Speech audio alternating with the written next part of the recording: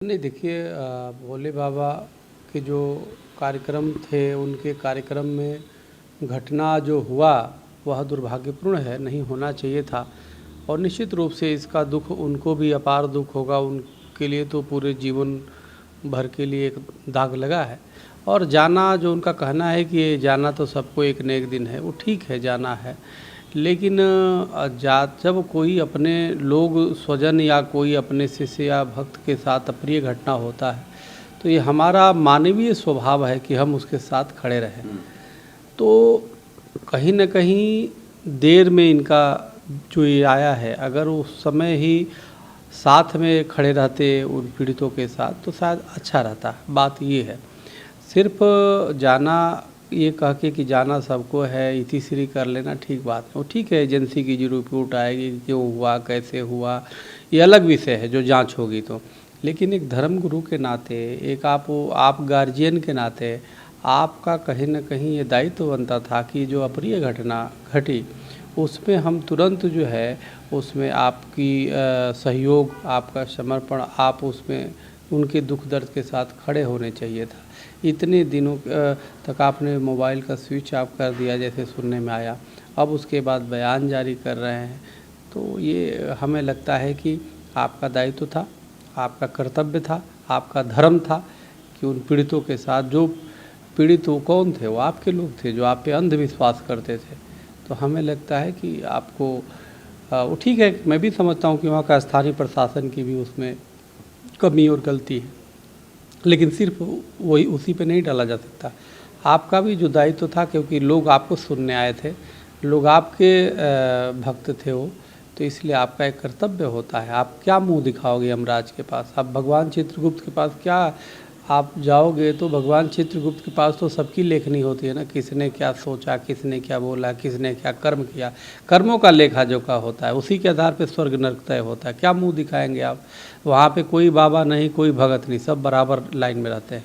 आपको क्या लगता है, उनको तुरंत सरेंडर करना चाहिए था, अपने आप को करना चाहिए था? नहीं देखिए, पुलिस के हवाले तो अगर पुलिस बुला रही तो बिल्कुल जाना चाहिए था, और जो भी जांच एजेंसियां कर रही है उसमें सहयोग जो मांगे उसको सहयोग देना चाहिए था। ये तो हर नागरिक का एक सामान्य सा कर्तव्य है, और वो तो धर्मगुरु, उनको तो और आगे बढ़ के वो करना चाहिए। असम के मुख्यमंत्री हेमंत बिस्वा शर्मा एक राष्ट्रभक्त, राष्ट्रवादी विचारधारा के मुख्यमंत्री हैं। उनकी सोच यथार्थ पे होती है, राष्ट्र पे के लिए होती है, लोगों के लिए होती है, और वो जो चिंता व्यक्त कर रहे हैं वही चिंता व्यक्त अभी इलाहाबाद हाई कोर्ट ने भी किया था कि अगर धर्मांतरण को, घुसपैठ को नहीं रोका गया तो बहुसंख्यक अल्पसंख्यक में हो जाएगा। तो यह माननीय कोर्ट का भी कई बार, माननीय कोर्ट, हाई कोर्ट से लेके सर्वोच्च न्यायालय तक ने भी कई बार इस पर टिप्पणी किया है। हमें ज़रूरी है एक तो घुसपैठ रोकना। आज बांग्लादेश घुसपैठिए हों या रोहिंग्या हों, ये देश के लिए बहुत बड़ा एक चुनौती है। दूसरी बात, जो धर्मांतरण, जो चंगाई सभा करके धर्मांतरण किया जाता है, चाहे जो जिहाद करके धर्मांतरण किया जाता है, ये सब भी एक बहुत बड़ी चुनौती है। हमें इसे निपटना होगा। अगर हम इसे नहीं निपटे तो सिर्फ हम ये सोचेंगे धर्मांतरण हो रहा है।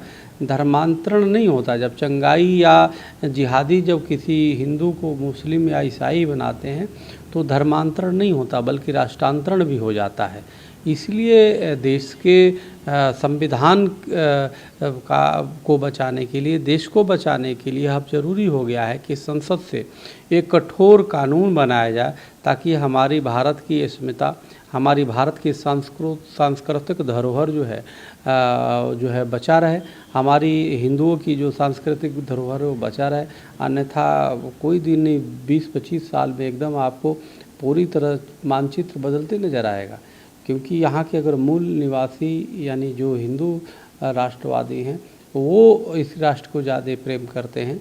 आप देखो ना, फिलिस्तीन के नारे लग रहे हैं, फिलिस्तीन के जय फिलिस्तीन जय मीम किए जा रहे हैं, फिलिस्तीन की मुहर्रम में झंडे लहराए जा रहे हैं। भारत माता की जय बोलने के समय वो कहते हैं कि हमारा धर्म संप्रदाय खतरे में आ जाता है, नहीं बोल सकते, अल्लाह के सिवा दूसरे का जय नहीं बोलते, लेकिन फिलिस्तीन का जय बोल देते हैं। तो यह कट्टरपंथी सोच जो है वो कहीं ना कहीं अराष्ट्रवादी है।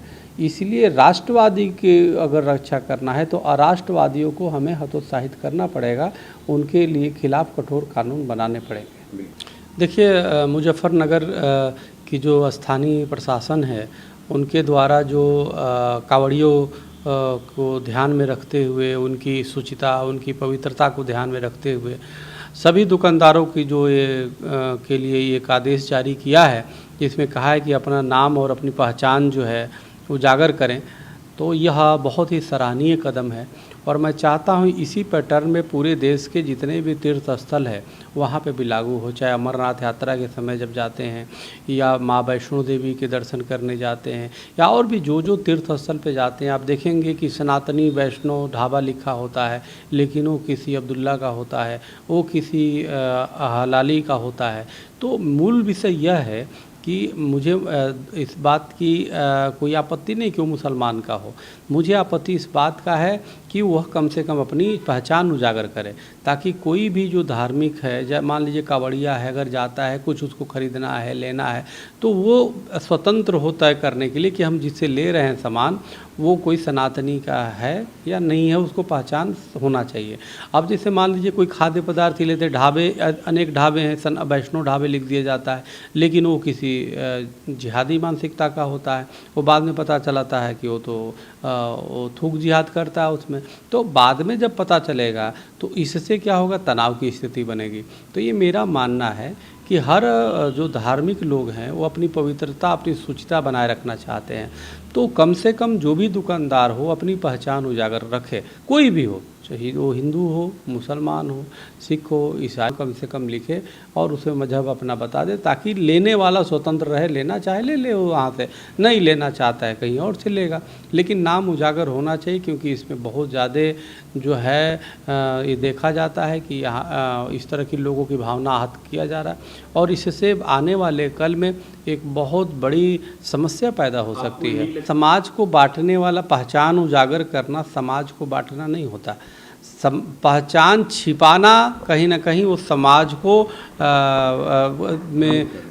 को भ्रमित करना और समाज में एक संघर्ष और दंगे की स्थिति ला सकता है ना।